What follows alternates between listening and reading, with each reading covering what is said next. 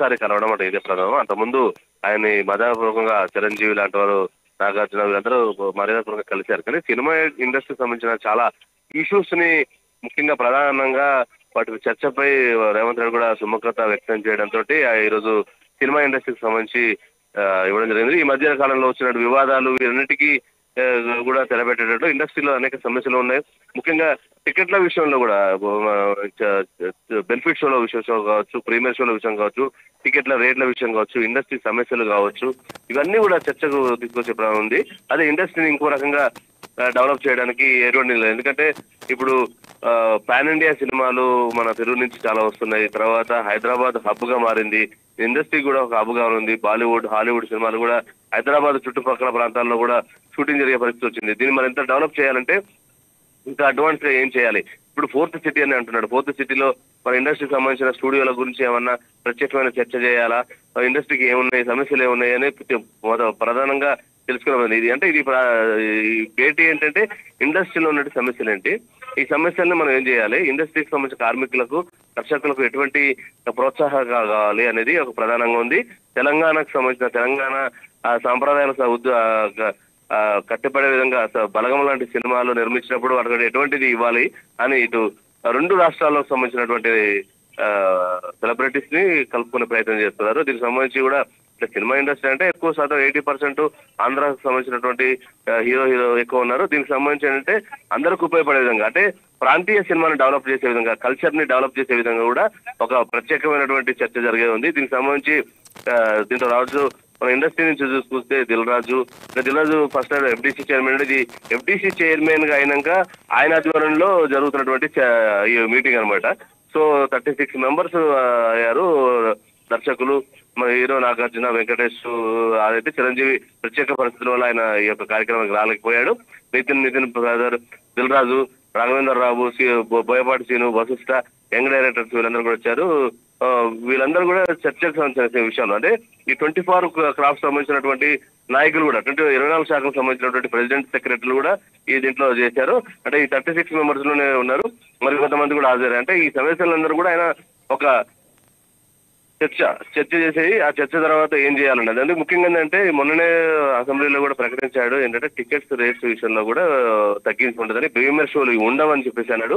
అంటే రేవంత్ రెడ్డి అయ్యాక కూడా ఈ ఒక డ్రగ్స్ మీద కూడా కొన్ని వీడియోలు చేయమని చెప్పేసి మొదట్లో అన్నారు. అయితే తూతూ మంత్రంగా ఒకరిద్దరు చేశారు. తర్వాత తన డ్రగ్స్ అవేర్నెస్ చేస్తూ వీడియోలు చేసిన సందర్భం లేదు. ఆ తర్వాత ఈ బెనిఫిట్ షోలో కూడా హీరోల తీరు కూడా సరిగ్గా లేదు. వాళ్ళు గవర్నమెంట్ తప్పుదో పట్టించే విధంగా కొన్ని ఉన్నాయని చెప్పేసి, ఈ షోస్ వల్ల ఉపయోగం ఏంటి, దీనివల్ల జరుగుతున్నటువంటి పరిణామాలు ఏంటి, టికెట్స్ రేట్ల విషయంలో ఎందుకు పెంచాలి, ఎందుకు పెంచకూడదు, ఎందుకు హైబడ్జెట్ సినిమాలు తీస్తున్నారు, సమస్యలు ఏంటి, ఇండస్ట్రీ సంబంధించిన చాలా మంది కార్మికులకు ఇళ్ల స్థలాలు కావాలని చెప్తున్నారు. ఇంకా ఇండస్ట్రీ నుంచి కావాల్సిన అన్ని విషయాలు కూడా దీంట్లో ప్రధానంగా చర్చ చేయాలనేది ఒక సీఎం ఉంది. దీనికి ఒక పాలసీ తీసుకురావాలి. ఎఫ్డీసీ నుంచి ఒక పాలసీ రెడీ చేయాలని, దీనికి సంబంధించి కూడా 24 శాఖలకు సంబంధించి కూడా అందరినీ చేశారు. ఇప్పుడు తీవ్రమైన చర్చిస్తున్నారు. దీనికి సంబంధించినటువంటిది అంతా కూడా మనకి అఫీషియల్ గా ప్రభుత్వం నుంచి కూడా, ఇండస్ట్రీ నుంచి కూడా చెప్పేటువంటి అవసరం. వాళ్ళు ఏమేమి డిమాండ్స్ పెట్టారు, వాటిని ఏమేమి నెరవేర్చడానికి సీఎం సముఖత ఉన్నాడు అనేది మాత్రం ఒక చర్చ ఉంది. సో ఈ భేటీ ప్రధానంగా ఏంటంటే ఇండస్ట్రీకి ఒక రకంగా కలిసి వచ్చే అంశం చెప్పాలి. ఎందుకంటే ప్రభుత్వం కూడా ఆచితూచి వారికి ఒక అనుకూలమైన నిర్ణయం తీసుకుంటుంది. ఎందుకంటే ఇండస్ట్రీ డెవలప్మెంట్ కోసం వాళ్ళు మొదలు చెప్తుంటే కాంగ్రెస్ ప్రభుత్వాలే ఇక్కడ ఇండస్ట్రీ చెన్నై నుంచి రావడానికి, ఇక్కడ వచ్చినాక భూములు కానీ, ల్యాండ్స్ కానీ, స్టూడియోలకు కానీ ల్యాండ్ ఇచ్చింది కాంగ్రెస్ గవర్నమెంటే అనేది కూడా వారు చెప్పే ప్రయత్నం కూడా చేస్తున్నారు. సో ఇప్పుడే కూడా మేము ఈ ఆధ్వర్యంలో కూడా చేయాలనేది కూడా ఇంకా రేవంత్ రెడ్డి మీరు చేస్తాము కానీ కమిట్మెంట్ ఉన్నాను కూడా చెప్పారు. కోమటిరెడ్డి వెంకటరెడ్డి సినిమాటోగ్రఫీ మినిస్టర్, ఆయన సంబంధించి కూడా అనేక సందర్భాల్లో కూడా ఆయన తెలంగాణ భావజాలని, తెలంగాణ సంప్రదాయాన్ని తగ్గట్టు సినిమాలు రావాలని, ఆ సినిమాల మీద ఫోకస్ చేయాలని అనేక సందర్భాల్లో చెప్పాడు ఆయన ఛార్జ్ తీసుకున్నాక.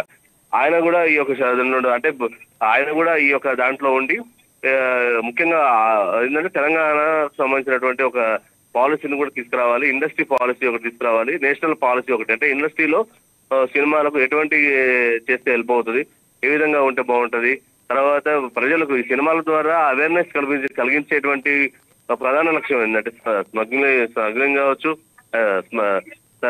అంటే ఇప్పుడున్న డ్రగ్స్ విషయంలో చాలా తీవ్రమైనటువంటి ఉన్నాయి. ఎక్కడ కూడా మూలాలు సినిమా ఇండస్ట్రీ సంబంధం ఉన్నాయి. ఈ సినిమా ఇండస్ట్రీకి సంబంధించినప్పుడు ఎంతో మంది నటులు ఫాలో అవుతుంటారు. వాళ్ళందరూ కూడా ఏం చేయాలనేది కూడా ఈ లక్ష్యంగా ఈ చర్చ జరుగుతుంది. ఈ చర్చలో కూడా పూర్తి వివరాలు కూడా మనకు కొన్ని గంటల్లో చెప్పేటువంటి అవకాశం ఉంది. ఈ సంబంధించి ఇంకా జరుగుతుంది. కమాండ్ కంట్రోల్ దగ్గర ఆ వాతావరణం మాత్రం వాళ్ళు సుదీర్ఘమైన చర్చలు జరుగుతున్నాయి. యాక్చువల్ గా వాళ్ళకు ఇచ్చిన టైం హాఫ్ అన్ అవర్ కూడా ఇప్పుడు 1 అవర్ పైగా చర్చిస్తున్నారు. ముఖ్యమంత్రి బిజీ షెడ్యూల్ ఉన్నప్పుడు కూడా ఇక్కడ ఉన్నటువంటి సినీ సెలబ్రిటీలు ఇంతమంది ఒక్కసారిగా హాజరవడం తో ఇది ప్రాథమికంగా ఫస్ట్ మీటింగ్ అయినప్పటికీ కూడా దీనికి ఒక ప్రాధాన్యత అలాగే అశోక్ చూసుకున్నట్టయితే ఈ సమావేశానికి నాగార్జున కూడా హాజరైనట్లుగా తెలుస్తుంది. మరి ఏదైతే గతంలో కొండా సురేఖ నాగార్జున అంశం కూడా తెలపడే అవకాశం ఉందంటారా ఈ సమావేశంలో?